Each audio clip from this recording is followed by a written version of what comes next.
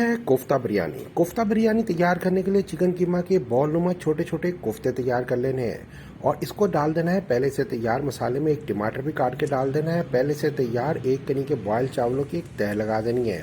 ऊपर से डालना है जैतून का तेल और हमने अब जो कोफ्ता बिरयानी के लिए मसाला तैयार कर रखा था वो जनाब कोफ्ते समेत हमने जनाब इस पर एक तह लगा देनी है। वाह यार, खुशबू चेक करें यार, ये है बिरयानी की असल खुशबू।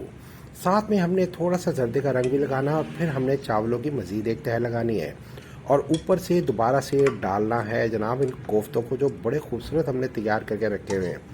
फिर थोड़ा सा जर्दे का रंग और साथ में चावलों की एक तह। अब जनाब हमने क्या करना है, इसको 10 से 15 मिनट के लिए जनाब रख देना है दम पे, और वो भी एकदम।